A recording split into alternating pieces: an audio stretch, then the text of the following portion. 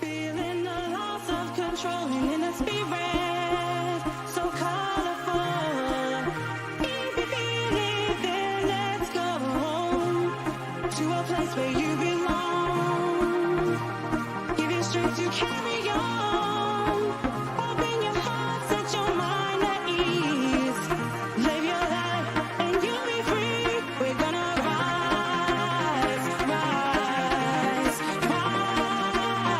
Keep on rising, rise, rise, rise. Rise, rise.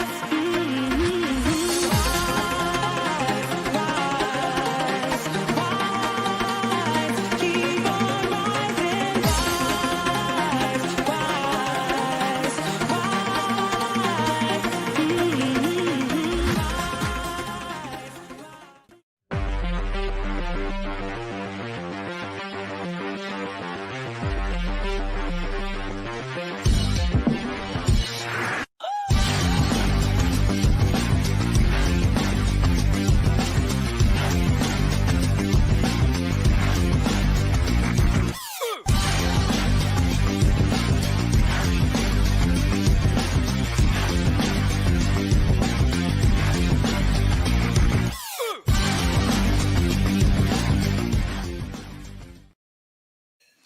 Good evening, everybody, and welcome to the Toon review for tonight's Chelsea Newcastle United review, which is still hurting a lot of people from what happened last night. Very disappointing, of course, going out of the Carabao Cup in the way we did, of course, 4-2 on penalties. It was hard to take. Emotions were high, very high at the end of the match. Alex, I'd like to publicly apologise to you for reacting the way I did when you came on at the end of the match. Me too. I was a little out of order, and I echo that. And all it was just sheer. It was the end of the game. It was sheer passion, and it was just anger and disappointment of going out, and I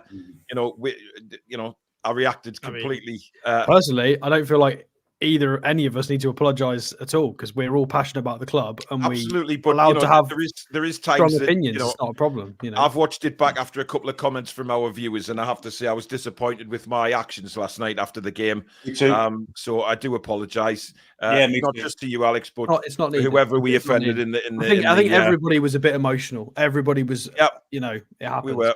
Yeah, I'll just be honest. I lost my temper last night, and I'm disgusted at the way I behaved, and I apologise to you, Steve, for the way I reacted. But look, honestly, there's no apology needed from anybody. We were all frustrated. It's normal. I think this is why people watch us, because they know it's passionate. We are very honest on here, and things may brew over at times. Things might get heated, but we are all passionate supporters of Newcastle United, and we'll never agree on everything. It's just the way it is. We won't agree on everything. But when you're sort of reacting straight after the match like that, it's difficult to keep your emotions in because you've just watched your team get knocked out on penalties, didn't play particularly well. The team's on its arse at the minute, and everybody's just sort of just really, really done with it. And what I will say though is, I saw some comments about Kieran Trippier last night on social media, which were disgusting. I'm not going to name names, but one in particular who represents us on Sky saying F off and since deleted and things like that. I don't understand the hatred towards Kieran Trippier from a lot of people, to be honest. It's bizarre. Yes, he's going through a bad run of form, but there is something behind that clearly. But listen, we are not privy to Kieran Trippier's private life, and that is nothing to do with us. What Kieran Trippier needs now is 100% support from the Newcastle United fan base, not plastics tagging him on Twitter and things like that, and calling him out and things like that. This guy has been absolutely incredible since the minute he signed. He took a pay cut to come to Newcastle when we were fighting relegation, when he could have quite happily stayed in Madrid earning a fortune.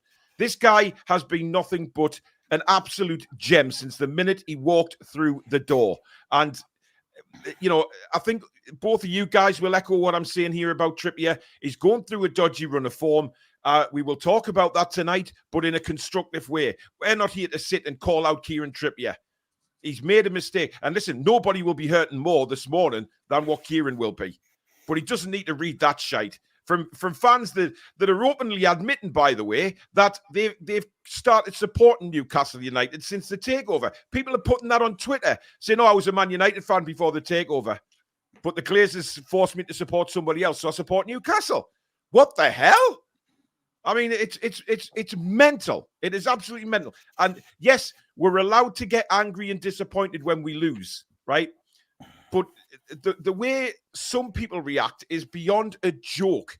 We are very passionate, right? And people that subscribe to the channel know exactly what we're like. We are very, very passionate about this club, And, I've heard people say, "Oh, yeah, but Alex and Billy don't live in Newcastle," or whatever, and all that kind of crap. It doesn't matter. They are Newcastle fans, just like everybody around the world who is a Newcastle United fan. But calling out players, saying the things that they did is bang out of order. Bang out of order. We can criticize performances, right? But you do not know what's going on behind the scenes with Kieran Trippier. And we that is nothing for us to know. Absolutely nothing. Hopefully, Kieran Trippier, we know he's a world-class player and he will get back to his form. But whatever's going on, we're not privy to it, and nobody deserves to know. All right, that's Kieran Trippier and Kieran Trippier's personal life itself. But I just wanted to say that, Alex, because, we were all heated last night, and I don't want the subscribers thinking, "Oh, my God, they've all had a falling out and all of this." We never fall out. We're all here, so... The show ended last night, and we chatted for 10 minutes about future things for the channel. So it was forgotten about the minute we finished. But when I've looked at it back, it was out of order. But you know what? That's what Newcastle United does to you as well. It is a roller coaster ride. Can I just expand a little bit on what you just said there with Trippier? Yeah, of course. I feel like it's worth pointing out, because I think I'm in the minority here, and I understand that. I really, really sympathise with the footballers, because all they get is, you get paid a lot of money, shut up and do better. Yeah. And I just think it's entirely unfair. I'm not a footballer. I don't get the money that they get. So, but I feel like they just get too much, treated like robots and just do more. And I completely agree with Trippier's outburst on the sidelines. I think our fans, a section of the fans, to be fair, I think it was one fan. I'm pretty sure it was just the one guy, because I think it was clear to see that. And I just don't think it's fair. The players are allowed to have issues. This is one of the reasons why we've got things like racism issues in football, and mental health issues in football, and gambling addictions in football. And you've got the funny, is it snus stuff that they're all addicted to as well, that's spread through the youth academies. And you've got stuff was around when I played ice hockey, Alex. That was in the dressing rooms to help clear it helped clear your sinuses and all that sort of stuff. But again, we played, and for Trippier's got every right to say that, to the fans. We went from basically about to fall through the trapdoor and probably on for a double relegation if we weren't careful, to where we are now. So for certain, we were losing to, was it the Bournemouth game that this happened in? I think it was Bournemouth. I can't remember. Somebody correct me if I'm wrong. The fan, yeah. Yeah. It happens. Like, you can't. We did this last year against Villa. We lost 3-0 against Villa when we were on a great run of form. Like, this isn't the first time it's going to happen. It will happen again in 2 years, 3 years, 5 years, 10 years. Where there will be games where we're like, Christ, 3 mistakes. Everybody was tired. Nobody looked up for it. It absolutely happens. It will keep happening. And I just think it's ridiculous with the amount. The players, Eddie Howe and the coaching staff have done amazing. And fine, there might be a few things we don't agree with, but it's just ridiculous. And we've got a Facebook user who's definitely not a real fan, because that is nonsense. Can I make my point about Trippier as well? Yeah, of course. Yeah. Well, the old adage, form is temporary, class is permanent, adheres to this perfectly, in my opinion. We've seen Kieran Trippier perform at a world-class level for 2 years for Newcastle United. And in the past 2 or 3 weeks, he's been not world-class, let's just say that. It's a blip. He's going through something in his personal life that obviously is affecting him. I personally would take him out of the squad for a couple of weeks, let him have a holiday, do anything he wants, but get himself right. Because I think if he plays him and the same thing happens again, it's going to get worse. But he's brave enough to do it. He'll want to play out, I imagine. Yeah, he will. Yeah. But I personally wouldn't. I would leave him out.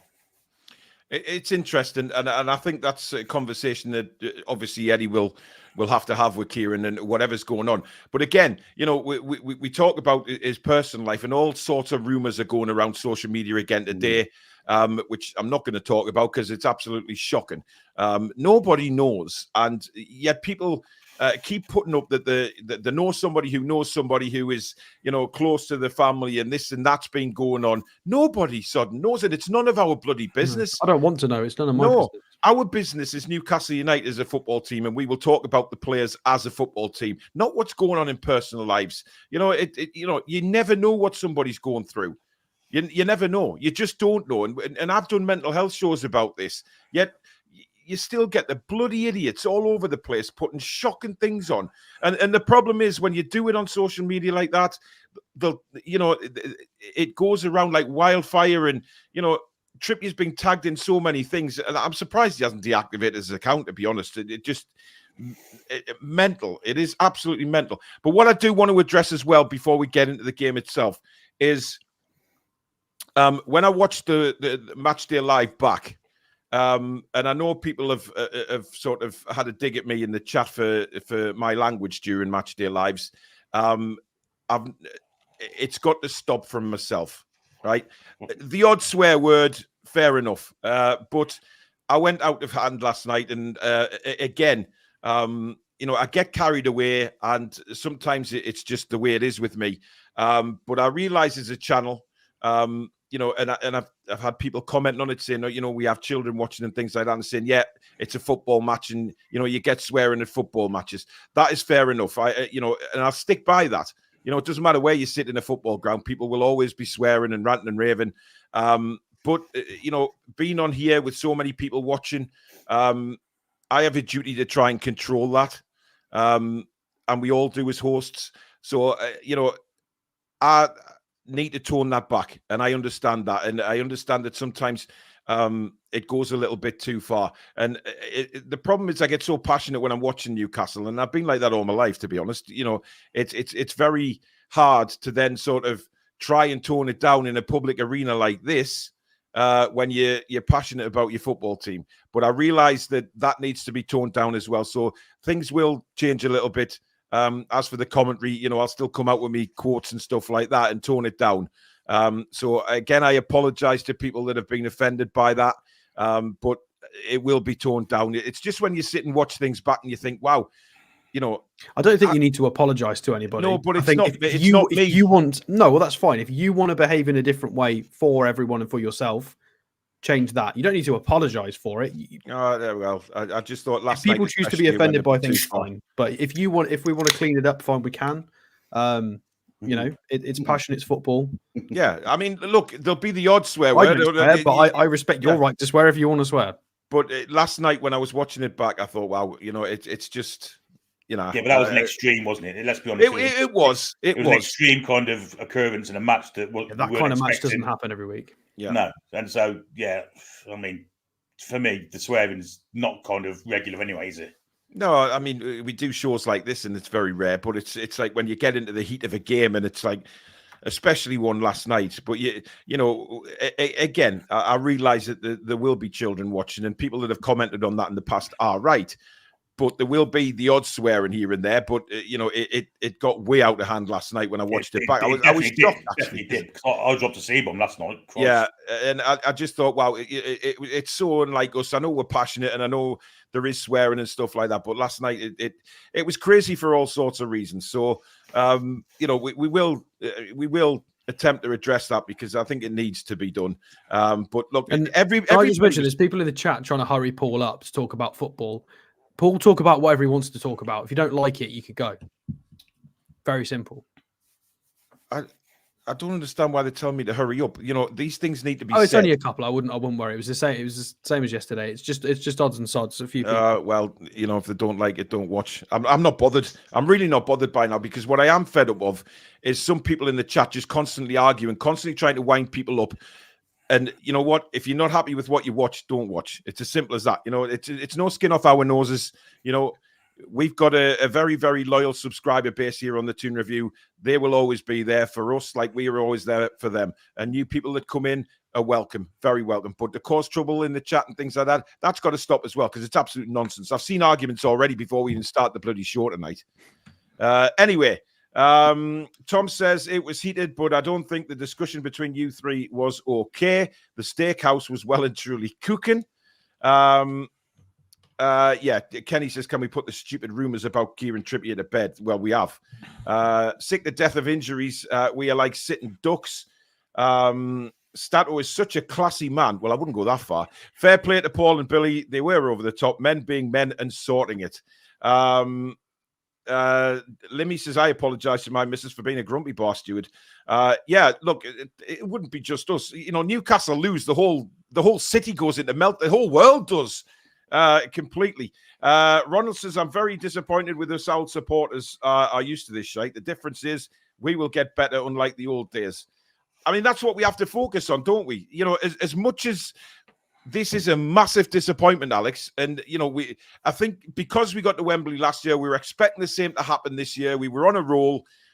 Chelsea, you know, when you concede so late, it is like a kick in the nuts, isn't it? It's like, damn, you know, and it hurts. It really does hurt. But yeah, things will get better. Yeah, I think one of the reasons is why everyone is so frustrated is because, well, there's two reasons. The first one is because we're better than Chelsea significantly. We dispatched them comfortably 4-1 very recently. We are miles better than them, man for man, all over the pitch. And it was a decent route to the final. Fulham and Middlesbrough are still left in the competition. You would imagine, sorry, any of our resident hammers in, you would imagine Liverpool are the likely favourites to also go through. So it was, you know, a route to the final. It was a route to the final again, 2 years on the trot. That's what makes it so frustrating, because we know we're better. We know we're better than Chelsea. In the same regard, we were better than Man United last year. I think we were a better football club than them last year, and I think we are now. But they won the trophy and we didn't, and it hurts. It's annoying. We've beaten both of these teams many times in the last 2 years, but not when it's really mattered. We've beaten them at different periods of time. It's just irritating. But at the same time, there's people. I need to address specifically people questioning Eddie Howe. There's not a lot you could change. Fine, if put Karius in, put Lewis Hall on. Fine. Do you really think those two changes are going to affect the game in its entirety? I think if you really think that those 2 or 3 minor changes are what would fix all of our problems in the last 3 weeks, I think you're absolutely deluded. Anybody who thinks that, I think it's absurd. We're absolutely destroyed. You know, I mentioned this briefly last night and you guys agreed with me. In our squad, I think we've got players like Gordon, Miggy and Longstaff, I think are 3 of the hardest working players in Europe at the moment. And we've made them look like they've got no energy left. Like they are absolutely gone. They're destroyed. Half of our squad is dead out on their feet. The only player that's not at that point is Livramento, because he didn't start from the start of the season. He's probably the only one that's still got more legs left. Even Miley's really flagging because he's just not used to this level, and it's just too much. Yeah. And Chelsea and Spurs don't have this issue. They don't have the European football. I would say the only squad that are managing this is Villa. And I think that they do have a lot. They've got more depth than us. They haven't had a severe injuries. They haven't had a Tonali ban. And then, like I said last night, and they're playing lower level European football. Yeah, a lower level of European football as well. And then when also the last thing, and I will shut up. The last thing, we are halfway through December. We have played Milan twice, Dortmund twice, PSG twice, Man City twice. It's ridiculous. Like some of the games we've had is absurd. If you go and do like a ranking of difficulty of fixtures from the start of the season to now, I guarantee we'd be in the top 5 for the hardest fixtures to date. It's insane how difficult our fixtures have been, and that's not an excuse. I think if you look at the context of where we are in the league table and how we've done in all of our competitions, we've done excellent, all things considered. Like, who would have made us do better than this to this point? Like, if you put Pep in charge, do you reckon we'd be where we are? Possibly. But I don't think anybody would have us any better than we are now. I think we have squeezed every single tiny drop out of every single player. What else is there? What else could we have done? Again, and we're talking about fine margins. Lewis Hall maybe carry us instead. Like, there's not really much to argue for. There's a little bit, maybe.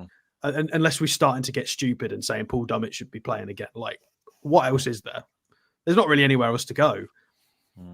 Well, there isn't, and the thing is, I'm seeing a lot of criticism for Eddie Howe for what he did with Trips last night by making him take a penalty. You know, I don't think he should have took one. That's my honest opinion. I don't think he should have took a penalty. I don't think he was in the right frame of mind. But we don't know what conversation went on.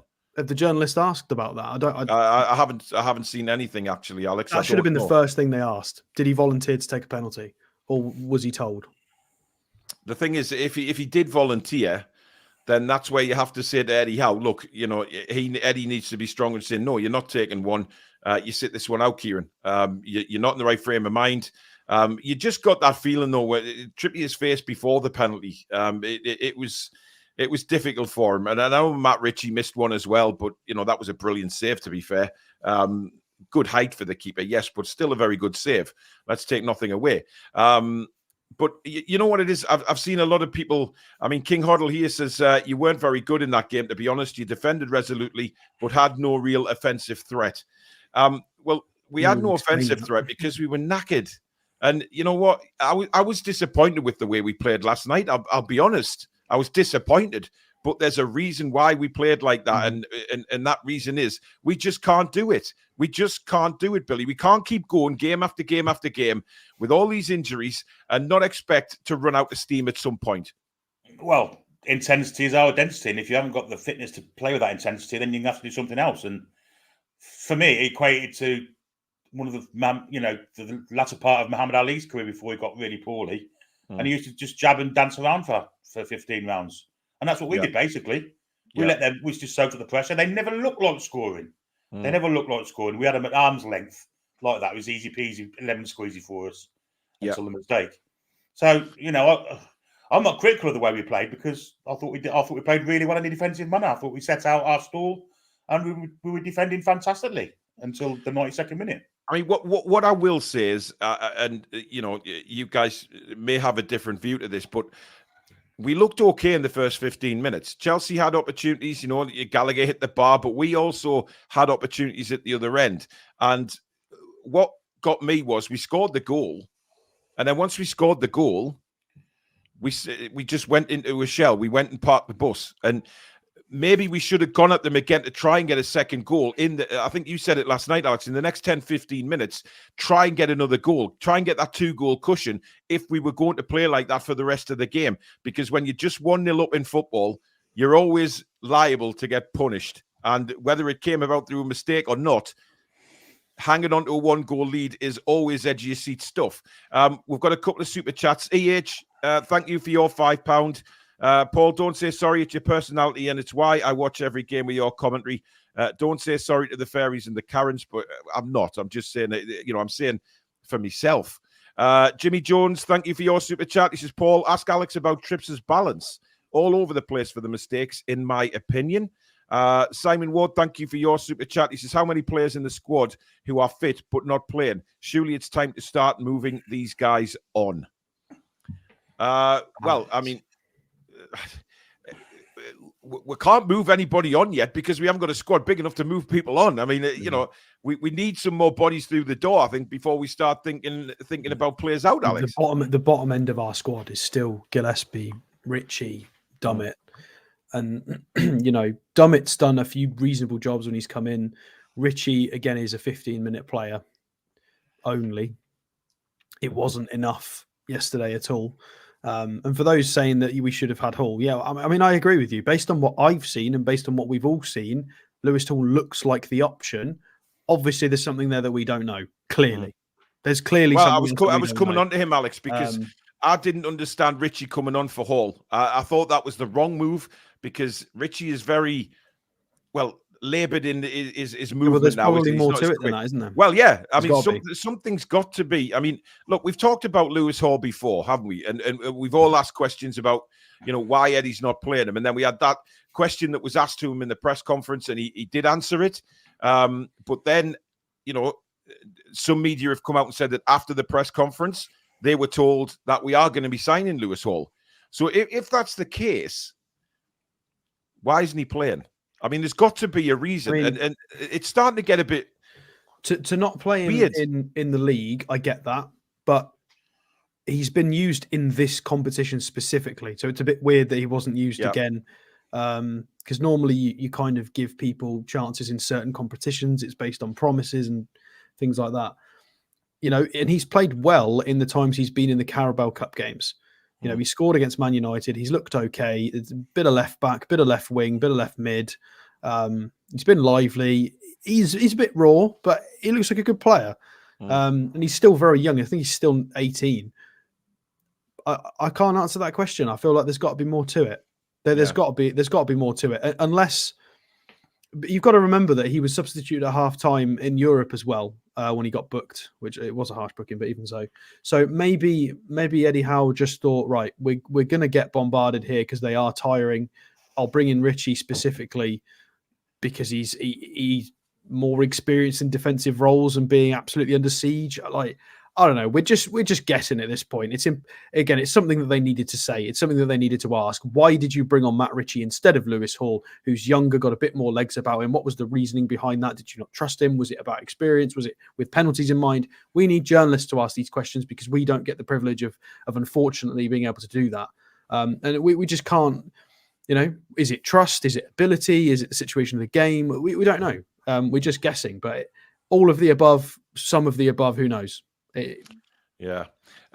Nathan, I understand what you're saying about making watch-alongs subscriber only, but if the chat is subscriber only, that's the thing. But what I will say is to make it subscriber only, it only gets broadcast out to the subscribers, so other people can't actually find the watch-along, and that's where a lot of people will find the channel when it's broadcast, and they will come across it in their search results. It won't do that. So we won't gain any subscribers. And I understand what you mean by it. However, you go into anybody's commentaries or watch-alongs or whatever it may be, they will always have trolls in there. And unfortunately, they are part of life. And it's a sad part of life, but we just have to, block them as they come along and get on with it. It's as simple as that. So thanks for the suggestion, but there is reasons why for that, unfortunately. Lord Wishart, thank you for your super chat. Ike, thank you for yours. He says a lot of apologies said, and I think I owe one about Trippier, but Billy's comments about resting were superb. Chippers, thank you for your super chat. He says Chelsea's sub-attacking option was Nkunku. We had Matt Ritchie. Some people need to put things into perspective. Why we couldn't sustain an attacking threat. Was that Chips being sensible? And Nkunku is a ridiculously good player. He is. We've reviewed him in a transfer show. And it was clear last night that he's ring rusty. I mean, it's his first game of the season, Yeah, there were a couple of passes and a couple of movements. He made it, because obviously Sterling's very nippy. But when Nkunku came on, he made Sterling look like he was running through sand with some of his little close control movements. So he's going to be really exciting to watch, just as a football fan in general. Yeah. Tom says, let's not get distracted from a terrible performance. Billy, the performance, look, what we're used to seeing, if we look at that performance, no, it wasn't good. The football was awful from us. We couldn't string a pass together. But there's mitigating reasons why that happened last night. And I just think like it did at Bournemouth, etc. It just all caught up on us. And we can't keep putting the same players out time after time in the space of time that we are and expect them to run around for 90 minutes and press and be intense the whole game. That can't happen anymore, Billy, until we get more bodies through the door or get players back fit. Yeah, I agree. Unfortunately, the game plan last night was ruined after 2 minutes when Caicedo hacked down Anthony Gordon, injured him. He was going to be the counter-attack, I think. Yeah. I think the aim was to hit it long on the counter and let Gordon chase it.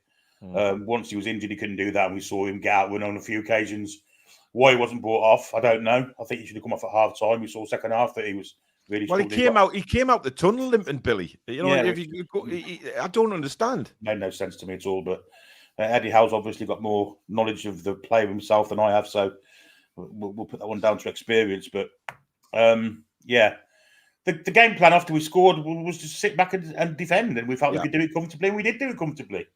I mean, I could have played in goal for Newcastle United last night. I don't think Martin DeBath got a shot to save. The one he would have had to save was the one that Bruno got in front of. I think he made a couple, didn't he? Second half, he made one down to his right. But no, he wasn't tested. No. Chelsea's possession didn't turn into shots at goal or shots on target. I think we were quite comfortable.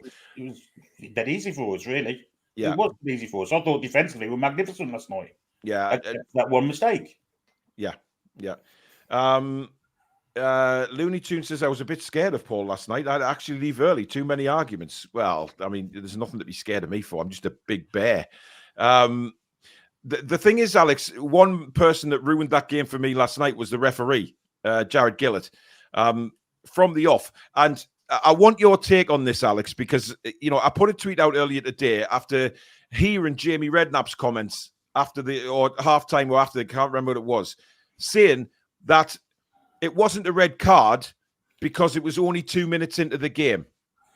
Now, as a pundit, I cannot believe he would come out with something as stupid as to say that. It doesn't matter whether it's minute 1 or 90, surely. I mean, he's wrong. It has no bearing on it. And the referee obviously agreed with me, not with Jamie Redknapp, because he took it as a foul, and he took it as a foul bad enough to be carded at least a yellow. So the referee agreed that it doesn't matter if it's early doors. That was bad. And again, he's a very lucky boy that there was no VAR, because that would have been, you know, VAR. It wouldn't necessarily have been given as a red, but VAR would have gone, hang on a minute, we need to look at that. That's possibly reckless. You know, that's endangering the player. He was nowhere near the ball, not even going for the ball. They would have looked at it. It possibly even sent him to the screen. And again, we complain about VAR, but I feel like that was a little bit frustrating, because you do feel like that definitely would have been reviewed, and he would have gone to the screen to have a look at it. And, you know, when they do that, it is a red.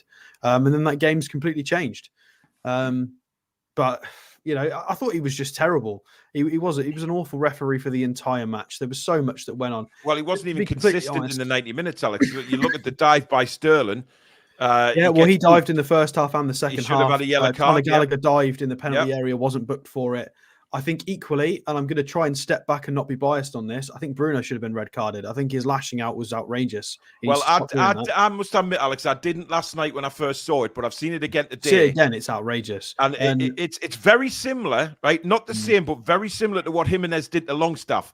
I know that the Chelsea player wasn't hitting the face. leg follow through that was the bad thing. He made more of that than what it is, because he wasn't struck in the face. If you watch it again, he goes around rolling around, holding his face. He wasn't.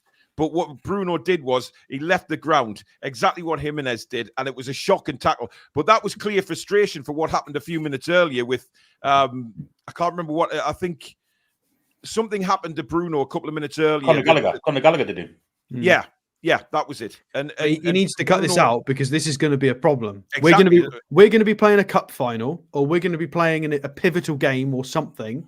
And I'm scared of a David Beckham moment. You know, I'm an England fan through and through as well. And I'm terrified that Bruno's going to do that in another big game, and it's going to cost us, because he's elite, and he needs to pack that in, because this is why I've said it before. I never want to see him with the armband, because I don't think he can control himself. Never mind anybody else. I think in the last 2 months, he has controlled himself very well, and he's been really, really, really solid. He's kept his temper in check. He's focused on the game. He's focused his anger into great performances. However, last night, if an inch to the left, an inch to the right, he could have been off. That was a lashing out. That was, and it was unnecessary. I will add the caveat: if the referee had refereed the game properly, he probably wouldn't have made that tackle. Well, exactly. I agree. I think it was just a concoction of everything that had happened throughout the game. I mean, you know, Callum Wilson gets booked for being pushed to the ground. I mean, what in anybody's right mind to say, oh, he's been pushed over, I'm going to give him a yellow card because I thought he was to blame for why he got pushed over. He started it, so I'll book him. It was just poor refereeing. You know, Callum Wilson got pushed over and he booked Callum Wilson. Like, that's what I'm saying, yeah. A really, really poor refereeing performance from start to finish. I mean, I think the linesmen were good. They got all the offsides right. I enjoyed the offsides with the no VAR, but I feel like we enjoyed it purely because they were all correct. When we got to see all the lines again, they all looked pretty spot on, so there was nothing contentious. But then the linesmen, the assistants were fine, but the referees' decisions were just bizarre. You know, there was players getting hacked from behind. He'd wave play on, and then somebody would sneeze and he'd call a foul. It was just mind-boggling, the inconsistencies of the refereeing decisions. Yeah, it was blatant from the off. I mean, as soon as that foul was made on Gordon, I mean, that was a disgusting thing from Caicedo, right down the back of his calf muscle. And it wasn't just a little bit, it was all the way down. He scraped his studs down the back of his leg. He was the only one to kick the ball out when Gordon went down. And the others...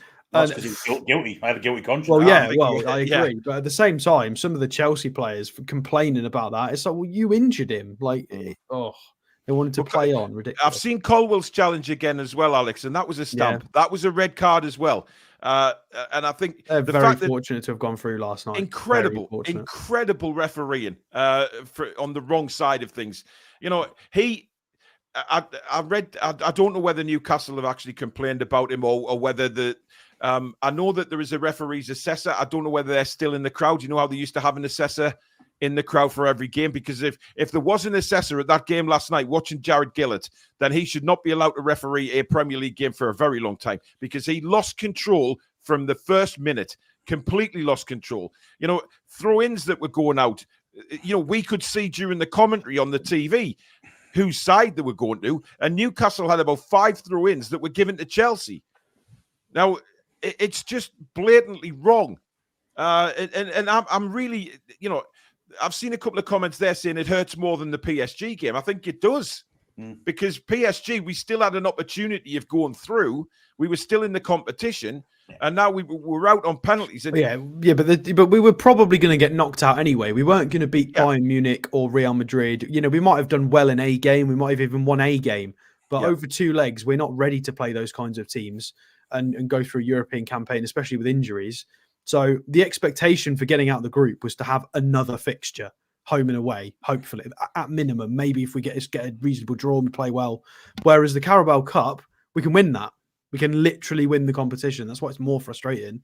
We know we're good enough to get to a final. We've literally just done it. So it's not, you know, in dreamland. Like we just knocked out Man City, who are the treble winners. We knocked out Man United. Like we've got the pedigree. We've got recent pedigree for it. We're good enough. And it's really annoying. Yeah. Graham Ritchie, thank you for your super chat. He says the ref was crap, worst all season. I have every faith in Eddie, and we will learn from these disappointments and come back stronger. Merry Christmas and Happy New Year to all, and to you, Graham, and your family. Look, I'm trying to think of things to talk about from the football side, but I've got an interesting one for you, but hang on. I'm just comparing the price of our bench of the players that we brought on to the players that they brought on. I think they're about 170 million. They brought on about 170 millions worth of talent. Yeah. And 2 of who they brought on are actually youth academy. We brought on Dan Burn, Trippier, and Matt Ritchie. So what was Ritchie like 11? Trippier was 12 to 15. Burn was like 12. So yeah, 30. We brought on 30, between 30 and 40 million. They brought on 170 odd million. That's mental, that.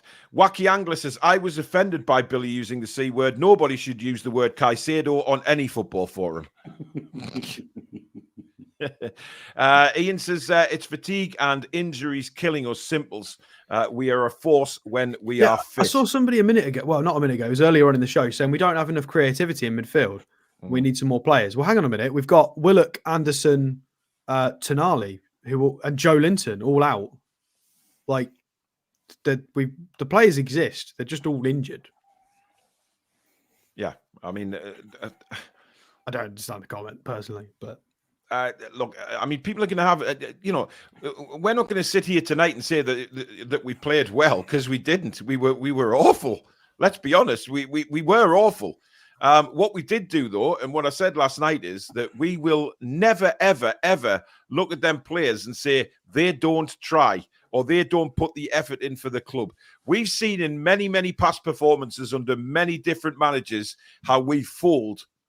You know, we folded many, many times when the pressure's been on. These lads do not fold. And I've seen the banners again saying we don't want a team that wins. We just want a team that tries, kind of thing. Nobody can accuse the lads of not trying last night. They put everything into it that they had, but we just didn't have the energy to get up the pitch. You know, Chelsea knew we were going to be tired. Chelsea played a very, very strong pressing game. They were all over us. But the way we defended was, again, like absolute warriors, Billy, because Chelsea couldn't get shots in. And when they did, they were wide of the post. They weren't as threatening as what the possession makes it out to be. No, they had a lot of the ball in their own half. I mean, we defended the final third of the pitch, and that was it. And two banks of four and one in front. Occasionally a bank of four and a bank of five, and they never looked like breaking through. And you know, I don't think we did play awful. I think, considering the state we're in physically and mentally, I think they performed at a reasonably good level defensively. They were outstanding. Okay, we didn't offer much in an attacking point of view, but that was the nature of the game, wasn't it? Chelsea were 1 down, no pushing. It's a cup side. They may as well have lost 5-0 as 1-0. So I kind of disagree that we played awful. I don't think we did. I think we played okay. I think we played well. I think we defended fantastically. I thought we were well organised. I thought we were structured right. It's just that we couldn't counter because the people with pace had been cropped. Simple as that. Yeah, the organisation was there. You could see that. You know, it was a 4-5-1 most of the second half, and we stuck to it. Ab says Trips is a pro footballer and is a good penalty taker. Why the feck would he not take one? Because of what happened literally 5 minutes before, Abs. That's what we're saying. You know, he's made a mistake like that. His head's not in the right place. He hasn't been right for a few weeks. Now, whether that's, as I say, whatever's going on in his personal life, is that if that's the reason, then we're not privy to that. But he wasn't in the right. You make a horrendous mistake like that when you're a minute away from winning the game, and then you're expected to step up and take a penalty. I just think it was too much, Alex, because you know what Kieran Trippier is like. He does take a lot on. He takes a hell of a lot on his shoulders. But sometimes it takes the manager just to say no. I mean, maybe not. Maybe Trippier's tried to. Yeah, maybe he's taken too much on. Maybe he's gone, right, sweep it under the rug. I'll take a penalty. Let's score the penalty. He is trying to be a leader, and respect for that. Like, it doesn't work 100% of the time. And, you know, we criticize. There are so many teams out there. You know, we criticize Manchester United and, you know, Spurs from last year and Chelsea, and there's a lot of teams that we've criticised for not having that, for just being individuals and for being riffraff and not having the mentality, not understanding the fans or the club or the culture. And I'm not going to criticise Trippier for taking the chance. Fine, if psychologically, if we're going to get super psychological with it, maybe it wasn't the best idea. But I'm not going to criticise him for trying to be a leader, because it benefits us 99% of the time.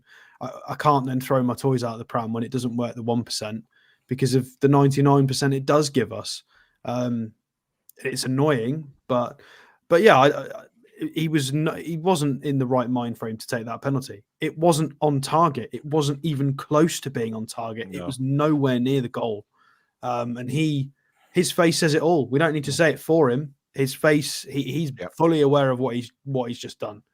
And he'll want to, hopefully he'll be absolutely fine to bounce back and continue being a leader and being an important player for us. I don't see why he wouldn't be. It's just one of those. We were talking about Lewis Hall earlier, and I've seen a couple of people say or ask in the chat, why did we make the effort to get dispensation for Hall to play and not use him? Formality. Yeah, we've done it anyway, wouldn't we? I mean, the change of Richie instead of Hall was to me was nonsensical, because if you were defending, Lewis Hall potentially as a left back, call it what you want, and attacking wise, he's quicker than Matt Ritchie to hit on the counter. So you know, both sides of the argument comes down on Lewis Hall's side. It just doesn't make any sense to me. I don't understand what's going on. I am really disappointed that Matt Ritchie missed that penalty as well. Not just for him as a player, because of everything he did for us previously. You've got to probably consider now that will be the last important action he does for us as a club. I'm sure he'll come on and play 5-10 minutes as a sub, but that's probably the last big important thing he's going to do for us. And he's missed a penalty. I feel sorry for him. But again, I know we say about Trippier and he shouldn't have took one and everything. Look, it takes balls to do that, to step up and take a penalty. It takes absolute monumental bollocks to do that under that kind of pressure. So on that side of it, whether there were good penalties or not good penalties, it still takes a lot of balls to do that. Kaiser, I've seen a couple of funny comments from you tonight saying Eddie Howe's took us as far as he can. And then this one saying, I've never seen an injury crisis like this at another European side. You have to question Eddie's training regiment. Well, Spurs have got 9 or 10 out. Manchester United have loads out injured. Chelsea themselves have a lot of people injured. You look down the Premier League and you will see huge injury lists for everybody. Now, I seen a good video from Mark Goldbridge on his That's Football channel a few weeks ago talking about this and talking about the amount of games that they're playing and is it too much? I don't subscribe to this training that it's down to the training. It's not. Can I just mention it for the people that didn't see me say it a few weeks ago? Yeah. Right. Nick Pope, not down to the training. He landed on it funny. Matt Targett got injured in the first 2 minutes of a game. Fluke. Joe Willock, arguably the only thing that maybe is down to style, pulled his hamstring in the Brighton game last year and has not been absolutely perfect since. So, okay, Joe Willock, there's one, potentially yes. Elliot Anderson hurt his back in training, just hurt his back. You don't hurt your back through running normally. Like, it just happens. In Isak, it's a reoccurring injury that happened with Sweden. Harvey Barnes, freak foot fracture that just doesn't happen. He just joined us. Manquillo, I mean, he doesn't play anyway. Tonali, suspended. Dan Burn, who is back, landed funny. All right, Joe Willock, there's one. Name me another one that's because of the way we train and we play. Like, Gordon went off because he got scraped on the back of his leg. Well, it wasn't just his leg, was it? It was down onto the Achilles, and I think that's what's done him. So maybe, I think Fabian Schär and Joe Linton are down to just playing too much. Is that the way we train? Or is that just because we're playing too much and they've got to play all the minutes? So Schär, Joe Linton, and Joe Willock. That's 3. Yeah, I don't feel like that. I can't really criticize the training or the coaching staff or the physios. Like, it's not. If you actually look at it properly, it's not the training. Tom Ruddle says, "I'm sorry, it's a cop out saying they're tired. Play well at home." Shoulder. There you go. There's another one. Sorry. Yeah, that's not training either. That's not training. Yeah, play well at home. It's okay. Get dominated away from home. They are shattered. Well, again, I mean, look, we've had this conversation a few times about home and away. It's a good point because we have brought this up last week on the show. Why we seem to have that extra energy at home. I mean, yes, it's St James's Park, and the fans are right behind us, and the adrenaline's a little bit more. But we're not sitting here saying we're not worried about the away form because it does need addressing. The away form is poor. And I think that does need to be worked out, Billy. We've got a very, very tough away game on Saturday. 100% against a side that will work their nuts off to do what the other teams have done to us earlier in the season. And they've caused problems for Arsenal, Manchester City and Liverpool at Kenilworth Road. So, yeah, if we're not on our mettle Saturday and potentially the way we're looking fitness-wise and injuries-wise, I think we're going to struggle Saturday. I really do. Even against the side of the quality of Luton. Because what they do is they work hard. They work hard for each other. Yeah. They'll press, they'll nip, they'll kick. They'll try and create chances. If we can probably defend them, but might not be the greatest game in the world. Well, Luton have given some very good sides a good game at Kenilworth Road this season. They've given Man City a game, Liverpool a game, Arsenal a game. They may not have come out with anything, but they have given them a good, solid game. And to be honest, the way we are at the minute, it just... you just don't know what's going to happen. We don't even know who's fit and who's not, and we'll find that out, of course, on Friday's press conference. The point of it is, though, over the past kind of 5-6 weeks, he's had opportunities to play a couple of kids in a game, give a couple of players a rest, and play another couple of kids. Just do it, just because the sacrifice that the players are making. It's not worked for us, has it? Yeah, I mean, look, cynical Jim saying, I can't believe the pundits on Sky thought the ref had a good game. It just says all you want about Sky. Look, they keep putting the same idiotic commentator on in Don Goodman, who is a Mackham. He's a Mackham. He does not like Newcastle United, and yet they put him on every live game. I'm lucky because I get to commentate on the game and I don't have to listen to these bozos half the time. So the commentary yesterday was really hard to take. Because of in recent months, it's been a lot better, and I've been far more impressed because I listen to dual commentary, and they've been far more flattering to us. Ali McCoist has been great. A lot of the Ali McCoist is a one-off, I think. Yeah, they've been very flattering to us, and they've been giving us the credit we deserve and a bit more respect. However, last night it was considering we'd just beaten them 4-1 in the league, and we got to the final of this competition last year. All it was Chelsea, Chelsea, Chelsea, Chelsea. And we were leading the game for most of the game. And all it was talking about Chelsea. It was disgraceful, to be honest. It was shocking commentary. It was awful. Ab says, I broke his leg, but it's only minute 2. What a prat.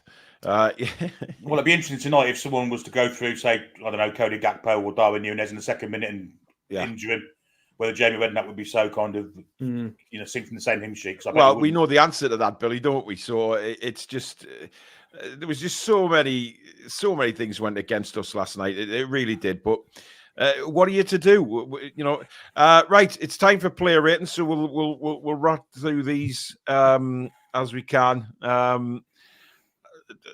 So take part in this. It's going to be very interesting to see what not just we come up with, but what you guys think in the chat as well. Don't forget, there is a poll up tonight for man of the match. Who do you think was man of the match? I've got Lascelles, Miley, Bruno, and Dubravka. So go and vote in the chat there. That is still going, and we'll announce that at the end of the player ratings. So take part with us. We'll start with Dubravka, Alex.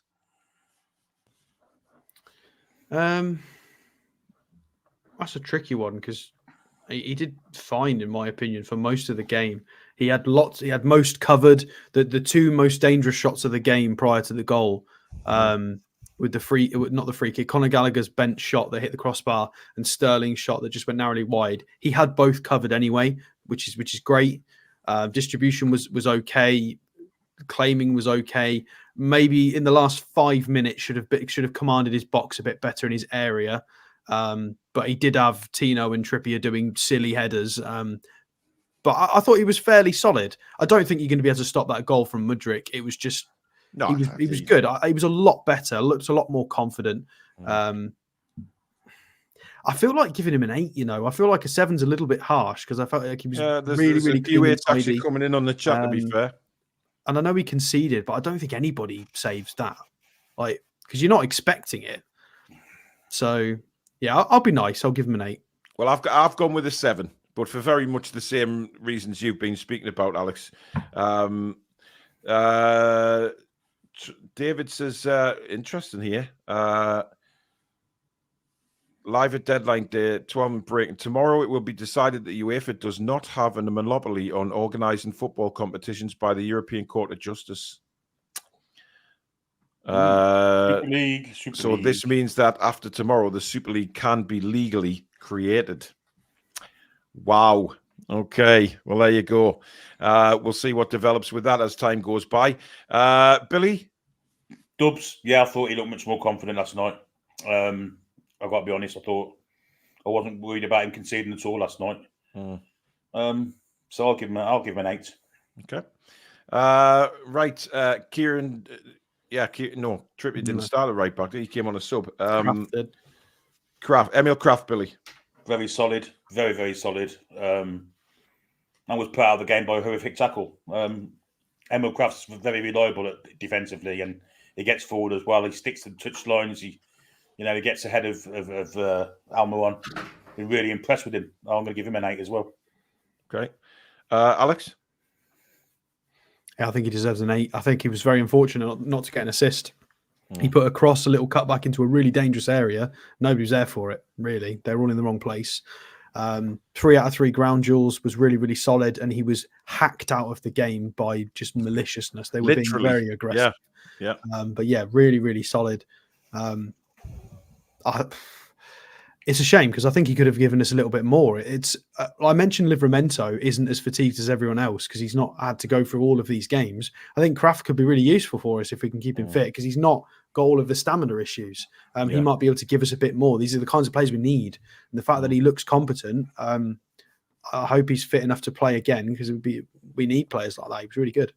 I have a problem with the modern day shin pads and the size of them. I've got to say. They're tiny, aren't they? They're literally... There are. There's nothing there. Certainly not like they used to be. It used to be all the way down the shin, didn't it? But mental. It's crazy. I'm going with an A for Kraft as well. I thought he was really good and again hacked out of the game. But I blame the referee for that. He had no control and didn't use any of his authority last night to help us in any shape or form. And we lost him because of another horrendous tackle. But he did really well. Livramento, I think he did okay. I don't think he was caught out many times. He had that dodgy header in the second half, but I think he had to do something with that because there was somebody behind him. I'm going to go with a 7 for Livramento. Alex? Yeah, I think 7's fair. I mean, he did a lot of defensive work. I think Gordon struggling hurt us a little bit. He made a lot of really, really aggressive offensive runs, and we just didn't get the ball to him in time, which is not really his fault. Yeah, 7. I'm not going to give him an 8 purely based on that funny header. I think he was close to an 8, but that again, that could have lost us the game itself as well. But okay. Case Ball, thank you for your super chat. He says VAR would have told the ref 4 red cards. Players diving and no yellow cards bar Sterling. No Hall again now is just a joke. Great show. How are the lads? Billy? I felt sorry for Livramento. He wasn't giving any support. Gordon wasn't able to because he was injured. And Matt Ritchie wasn't able to because he's too old and he's not fast and quick enough. So, he was kind of running that left flank on his own, really. And for all that, he did pretty well. So I'm going to give him a 7. Okay. Sven Botman, Alex? I mean, based on the first half, we looked obviously a lot better in the first half. We did. 3 clearances, 2 block shots. Only 8 out of 12 accurate passes, no accurate long balls. We could have done, he's just coming back. We could have done a bit more in terms of possession because the ball we couldn't retain the ball. And he's one of the guys that ideally should help us with retaining possession. I don't know. I feel like 7's maybe, is 7 too generous? Well, there's a lot of 7s in the chat. Some 8s as well. I feel like 7's too generous in my opinion. I'm going to give him a 6, but it's not that he didn't do anything. It's not that he did things wrong. I just, for who he is, I wanted him to try and help us retain the ball a bit more. 17 touches with 8 accurate passes. I want a bit more. The centre halves see the ball a little bit more. So yeah, 6, but I don't feel like in a bad way. Like it just wanted a bit more from him, maybe. Yeah, Billy. Oh, we'll give it a 7. I thought just seeing him on the pitch was good, but I thought he organised things pretty well. And he's calm, and I don't think I can't remember anyone going past him. So yeah, I'll give him a 7. Yeah, I've gone for a 7 as well. I think he made I think he looked a couple of times in the box where I think there was one with Jackson, wasn't there, where he tried to fake Botman out of it and he wasn't having it, and obviously deflected for a corner eventually when the shot did come in. Yeah, I think it's good that he's got 45 minutes in the tank. He looks fit. He looks fine. He looks ready to go. And I think I know Eddie's took a lot of flack for different substitutions, but I think giving him the 45, it was always a plan to take him off at half time just to get some minutes in the tank. So 7 for me. Lascelles, Billy. Outstanding. The real captain's performance. Set pieces. Jamal got his head to virtually all of them. Most of them. Superb. 9 out of 10. Okay. I've gone for an 8. But again, similar reasons to you, Billy. I thought he got his head on everything. There was a couple of sloppy passes when he was trying to play out. But look, Lascelles is a completely different player to what we've seen in the past. Alex. I'm going to give him an 8. I do think that maybe he deserves a little bit more for the defensive performance because it was immaculate. You know, the 7 clearances is outrageous and won everything in the air that he was asked to. But again, it's about ball retention. The centre halves generally see a lot of the ball from 14 accurate passes. He was on the pitch for the whole match. Oh, it's not enough. We needed a bit more ball, and it's not solely his fault. It's to do with the receiving midfielders, people who are standing wide, making yourself available, winning that first duel as the pass comes in. Like it's not solely down to the centre halves, but it starts with them and the goalkeeper most of the time. 14 accurate passes. Normally we'd have that in 15 minutes, and he did that in 90. But yes, still an 8. Defensively was incredible. I love the fact that I think was it Palmer tried to nutmeg him. He just went, nope, not happening. You're not doing that to me. Not a chance. He definitely showed his experience, which was lovely to see. Yeah, let's not get started on Cole Palmer, the little scrot. His time will come. Usman, thank you for your super chat. He says, with everything going on with Trips, I really want to see Tino get serious minutes as the starting right back. His link with Gordon is nice, but future is right back. I'm sure we'll see that in time, to be honest. Right, who are we moving on to now? Miley. So Lewis Miley, I'm going to go with a 6. I thought he worked hard. He didn't play badly. He just, he ran out of steam, and that's understandable. He's been superb for us, Lewis Miley. I don't think giving him more than a 6 is justified. But the effort was there. He's just going to be a superstar for us. But again, I just think he ran out. Billy. He definitely ran out of steam, but that's expected for a 17-year-old kid. I thought he had a good game. I thought defensively he was outstanding. Some lovely little flicks also, trying to get us out of defence. I'll give him a 7. Okay, Alex? Yeah, he 100% deserves a 7. If you want the justification for why he deserves more than a 6, Paul, 5 out of 11 ground duels, 2 out of 3 aerial duels. For a 17-year-old to be making 4 tackles and winning all of those duels against the Chelsea team that includes Disasi, Silva, Badiashile, Colwill, Caicedo, Gallagher. Most of those are enormous physical specimens. So for a 17-year-old to be winning that much physically, really, really, really impressive. Fair enough. Maybe I'm marking him based on context of his age, which is maybe that's inappropriate, but I don't know. I want to. I feel like for who he was up against, he was up against like 6'2", 6'3" guys who were 30, 40 kilos heavier than him that are absolute monsters. And he was holding his own really well. Passing was okay-ish. I'm going to give him a 7 based on physically he held his own, which for a 17-year-old against those guys was really impressive. Yeah. Okay, so we'll move on to Longstaff, Billy. Basically spent. Don't recall him doing much at all, really. He must have done some good defensive work, but I can't recall it as such. So I'm going to give him a 6. Okay, Alex? I was tempted to give him a 6, but looking at it, I'm going to give him a 7. 5 out of 7 ground duels. He made 3 tackles, 4 interceptions. One of the best passing accuracy on the field. 26 out of 30 accurate passes, which is what we needed. We did need to try and retain the ball. But then that's as far as it goes. He was more careful with the ball than others and was physically good.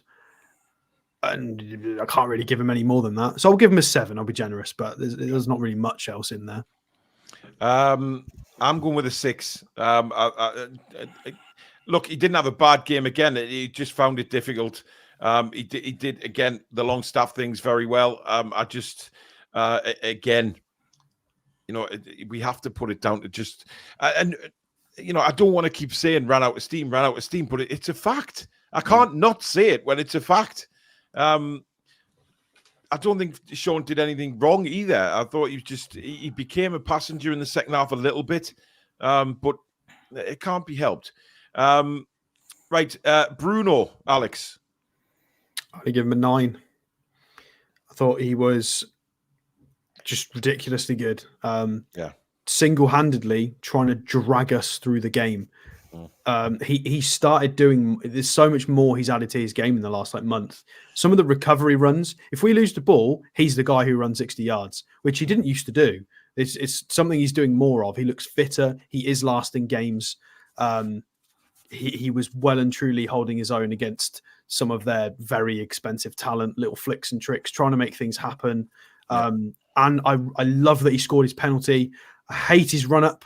I love watching South American football. I hate it when they do that. Absolutely hate it. I can't begin to tell you how much I hate it when they do that run up. Because I wouldn't have noticed, Alex, to be honest. It takes 25 seconds for them to finally reach the ball. Yeah. However, it's worse than FIFA, Alex. It's worse than FIFA. Oh, it's terrible. Because obviously Bruno missed his last penalty the last time we were in a penalty shootout. I don't know if people remember that. So it's really important that he scored that one. It will do him the world of good, and it will do us the world of good the next time we have a shootout. And I just love that he was trying to drag us by the scruff of our neck into the next round. He tried his hardest, and I thought he was really good. Indeed, guys, I have just seen something absolutely horrifically disgusting, right? Which I'm going to upload onto here for people to see. Again, this is absolute.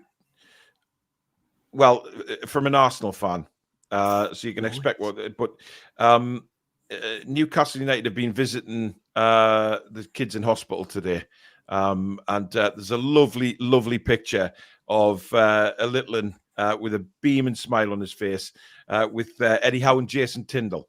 And I'm not going to read out what's under it, but you can read it for yourself.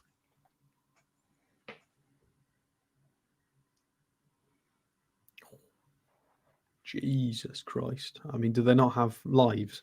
I mean, you know, look how happy that little lad is. And, you know, it's a beautiful picture, that. And, you know, the family will treasure that for whatever, you know, hopefully the lad in the picture, you know, is just in there for an operation and he's not seriously ill. But what a thing to say. I mean, these people just... I mean, just report and move on, I guess. There's loads of... I won't speak because of the swearing ban. Yeah, thanks, Billy. Right, Bruno for me gets a 9 as well. I thought he was just immense. I mean, look, whatever you say about Bruno, I think, you know, we were right with our comments earlier on Bruno that he has got to cut this temper out because, you know, I mean, Alex, you were saying the other week that he's starting to look like a future captain. He's starting to, you know, look like that guy. But then he's dragging us through games. Yeah. But yeah, it's a difficult one. I think it is tough because he does drag us through games. He's the one who motivates the crowd. He motivates people around him. He raises their levels. He's inspiring. I think he's inspiring, which is a leadership quality. He has traits of leadership. But I don't think it's enough for him to be a captain because he's also got things that are. It's questionable because Roy Keane was the same, right? He was a great captain, but then he wasn't a very good captain for the massive amount of time he got red carded and wasn't helping his team. Yeah, it's one of those. It's a difficult one. Usman, thank you for your super chat. He says back again, my first live in a while, so I'm highly engaged. Really interested to hear who you guys would start in the ideal midfield 3 if all are fit. Well, that will be for another show, my friend. But Bruno, Linton, Tonali. Yeah. Tonali. He's getting away with a little bit of shit here because of what's going on. But again, the swearing ban. So I will keep stum on that one as well. Right, front 3 now. Anthony Gordon, Billy Bob. I'm the Bruno, yeah. All right, go on then. Well, I echo everything you've both said, but for that last gas block, I'm going to give him an extra point and give him 10. Okay. I don't care about the tackle. I don't believe that tackle happens if the referees the game properly. Of course, he would have missed the first leg of the semi-final as well through suspension, by the way. So, but if that doesn't kind of show you that he's grabbing the game by the scruff of the neck, he was trying to goal keep without his hands. He was like, no, I'll do this. Oh, hey, don't worry about it. One. Let's be honest, he took one in the plums for the team. It's mental. I had to laugh at it though. It was hilarious because he then turned around to G the Newcastle fans up, and Dubravka was like, "The ball's still in play," and pushed him away. Yeah, he's like, "You've got to keep going." Yeah, it's just ridiculous. The reading of the game. And then the audacity to just go and stand in front of the goalkeeper and just do his job for him. Yeah, it was ridiculous. Yeah. In a good way. Right. Anthony Gordon, Billy. Yeah, hard to mark because he was basically crippled out the game. I'll give him a 5. No, I'll give him a 6. 5 stars. Wasn't his fault. Okay, I'm going with a 6 as well. Listen, he was obviously hurting in that first half from the injury, but he didn't have to keep going, coming back and helping out. But you could tell there was something up. He wasn't fully at it, and I think that one I think it was towards half time when he was sprinting with who was it? Jackson, yeah. Now Jackson is quick, but so is Anthony Gordon. But Jackson literally left him for dead, and he couldn't run. Actually, I think it was second half just before he came off, didn't he? Because I was screaming, "Take him off, take him off." Alex, I kind of don't want to rate him. I don't think it's fair to rate him. I think he basically was broken from early doors and then just played through an injury. Oh, we're not really rating him. We're rating a broken him. If we're going to rate his performance, I'll give him a 4. But I don't think it's his fault because he was playing fully injured. Like he couldn't match anybody for pace. So he wasn't beating Silva or Disasi for pace because he's broken. Yeah. So I'm going to go with a 4, but it's not his fault. So okay, 4. Jeez. Right, other side, Miggy Almiron. Oh dear. Listen, I thought Miggy was terrible last night. I was hoping that after his goal the other day, I hope he was really, really up for it. But some of his passing, his control as well, like little short 5-yard passes, he was missing them. And then, Susan Fagan's given him a 6, and she loves him. But I thought he was. Look again. 10 for effort for everybody, by the way. But, we're judging on performance here. I'm going with a 2. I thought he was rotten. Alex? I think 2's a bit harsh. Well, it might be, but, yeah. I'm going to go with a 5. I think there was a lot of positives from him in terms of 6 tackles. His ground duels were absurd. Couple of key passes he registered as well. His defensive output was just mental. He worked his absolute socks off, but then again, he didn't look after possession well enough. We needed some respite. Gordon was struggling. We needed Miggy to. Well, what I was disappointed with him, Alex, was the incident in the last few minutes where he took the shot instead of going to the corner flag. I was just going to say that again about game management. I think this is something that Miggy's not got. Miggy will work hard and work hard and work hard, but he hasn't. Whatever's in Bruno's head, Miggy doesn't have that.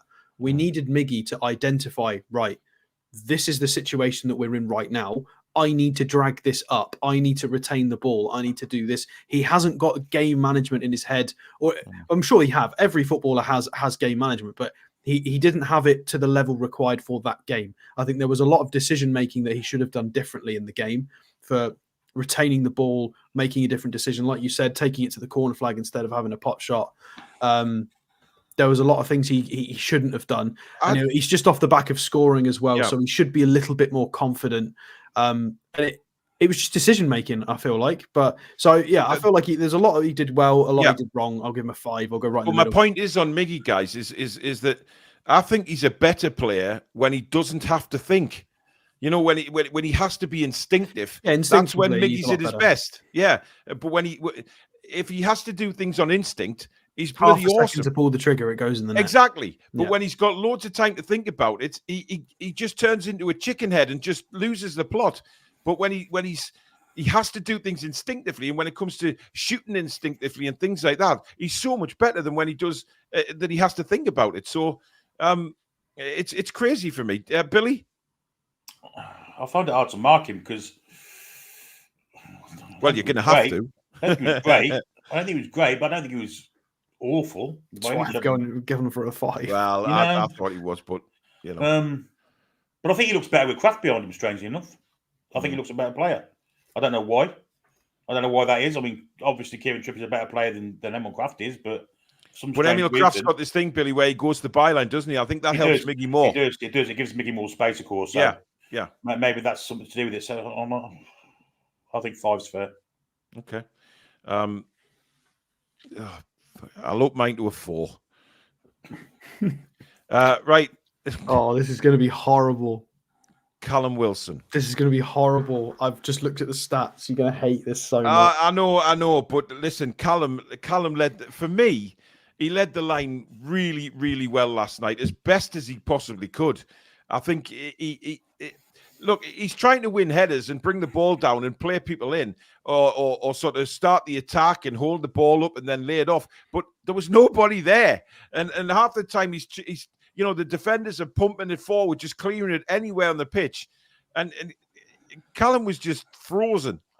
He took his goal brilliantly. Yes, Mr. Ricochet, did play for us for a brief number of minutes last night, and I don't know what Silva and Badashile were doing, but I don't care. When he came to it, in front of goal, the man is just a confident machine, and just took that away on the outside of his boot. I thought was sensational. I'm going to give him a 7 because I think he was stranded half the match, but people may disagree with us. I'm seeing 7/8 coming in, so I don't know. It's so difficult to mark Callum when he's just got nothing there. Alex? I'll give him a 7 because he got the goal and he did work hard. I think I'm about to tell you some data that's going to shock you, and I think a lot of it is, some of it's unfair because of the referee, the way he got refereed, which was a shame. So 12 duels total in that match. Take a guess at how many he won. 2. Billy? 1. 0. Oh. He's been credited. He must have won a duel with going for that goal, surely. It doesn't count as a duel. Really a duel, was it, Billy? I think he just, in the middle of them, didn't he? So it was 10 ground duels, 2 aerials, and he's been credited with 0. There you go. Foxy's just said it. It was, and I visually it was pretty poor. I think he should have been credited with a few more, because I think the referee blew the whistle 2 or 3 times when he absolutely shouldn't have done. It was absolute nonsense. But that still wouldn't have improved the rating much in terms of Wilson's hold up. He didn't really have much in the way of support, but in terms of hold up, he was useless in my opinion. But again, Silva, Badiashile, Disasi, and Colwell, they've got 4 centre halves playing as their back 4. Colwell as a centre half, Disasi, we've reviewed him in transfer shows. In fact, we've reviewed most of those in transfer shows. That is a back 4 of centre halves that are all absolute physical monsters. And Callum got bullied like a schoolboy yesterday. It is what it is. He still scored a goal though, because he's a very clever player. I'll give him a 7 because he got a goal, but he didn't do anything else.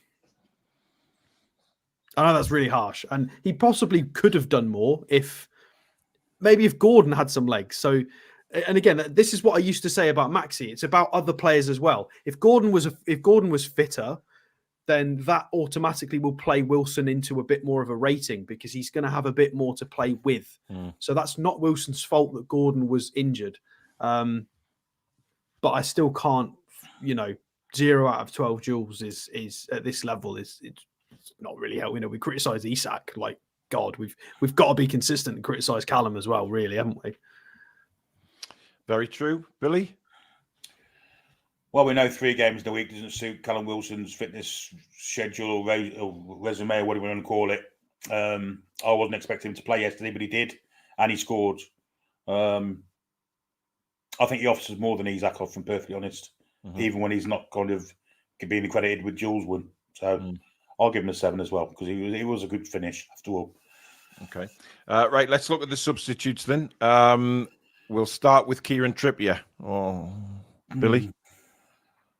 I don't want to mark him. Well, you're going to have to. Well, it single-handedly costs the game. Simple as that. Come on. I'll give him a 1 for getting his boots on the right feet. Alex? I mean, I don't know how I can give him any higher than a 1.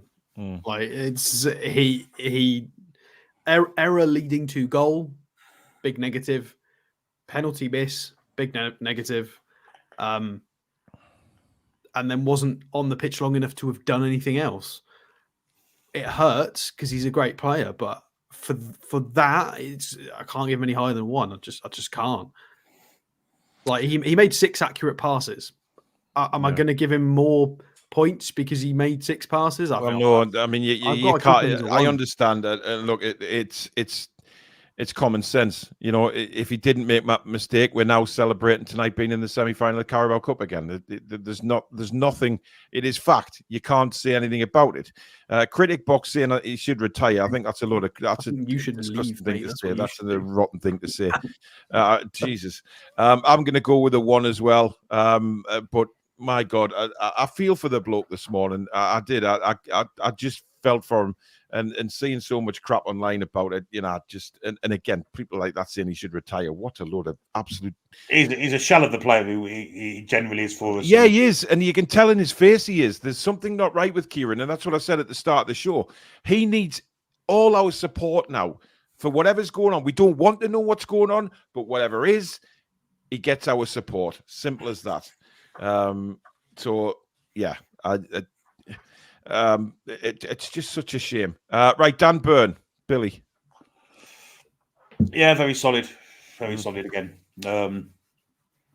Yeah, it's a good job he's come back as quick as he has because he's been beneficial in both the games he's played. So 3 of them really. So yeah, I'll give him a 7. Yeah. By the way, there's a comment just came in there that I saw saying from Jamstash saying, didn't Trippier have these kind of mistakes with Tottenham? Yes, he did. He scored an own goal at Stamford Bridge actually for Spurs, which was just completely out of character as well. So he's had 18 months of no mistakes for us. Well, he's been sensational. You know, we shouldn't look away from that. He's just this guy is. He's bought into Newcastle, hasn't he? He's bought into it. He's there. All the new signings, he's there to welcome them. He's just such a down-to-earth guy, and you know he's going through a tough time at the minute, and that's why we have to support. Yes, we can be annoyed. Yeah, we can be annoyed and upset that the mistake happened, but we also have to get behind him. Can I just mention in terms of mistakes? Yeah. The King Hoddle, that's nonsense, mate. Trippier was elite against Real Madrid in the Champions League group stages. You've had a mare there. Anyway, yeah, in terms of mistakes. No, he's just saying for Tottenham, Alex. I don't know. No, he was because they got through to the Champions League and Kieran Trippier was pivotal in the group stages. They beat Real Madrid. They were absolutely incredible. I disagree. Was Trippier there when they got to the final? Yeah, he was. Yeah, just because Walker leave, simple as that. Yeah, but just because Kyle Walker's there doesn't mean that Trippier is not an important player for them and a top defender. He is a top defender, and that's your opinion, and I disagree with it. So, but anyway, in terms of mistakes, Nick Pope has made 3 or 4 howlers for us this season, a few last season. You know, with the funny kicking out and counter attacks. So Nick Pope's made mistakes. Lascelles has had a number of mistakes for us when Eddie Howe came in. You've had Kraft used to be very error prone. Fabian Schär used to be very error prone. Dan Burns made a couple of mistakes. Everybody in that back line has had moments in their career with us specifically. So Trippier's allowed his. Botman's done it. But do you not remember last season when Botman just steam trained and just ran into someone? Penalty. Like, everybody's done it for us. Everybody's allowed 1, well, or 3. But obviously it does need to stop. But, you know, everybody's allowed some of it. Yeah. I'm going to give Dan Burn a 7 as well. Alex?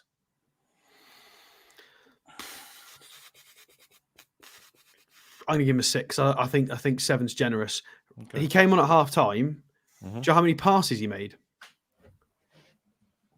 I've no idea, but he was defending most of the time. 3.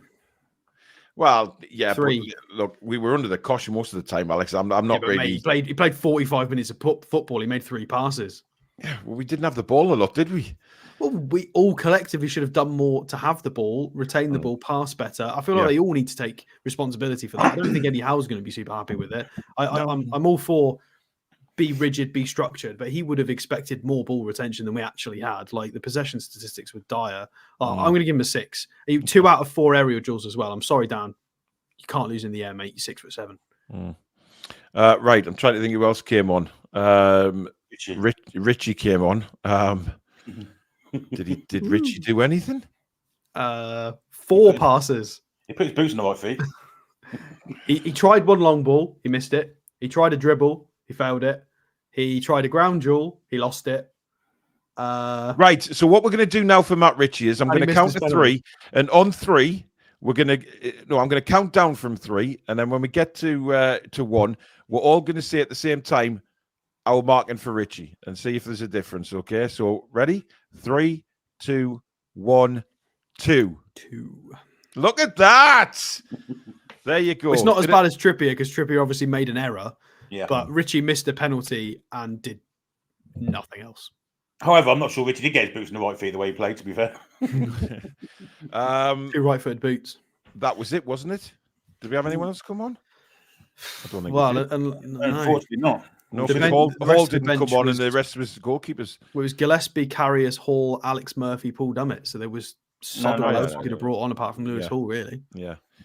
Right. Manager, Eddie Howe.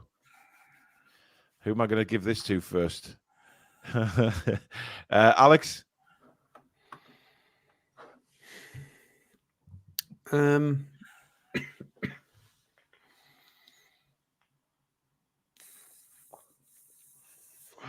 God. I mean, you picked me first, and I don't know. I'm going to go with a... Susan, I hope you're joking there, Susan Fagan, with that 10. That is outrageous. Yeah, 1 in Liverpool, Szoboszlai. Oh, great. I am going to go I want Liverpool to play Chelsea in the final and beat them. Interesting.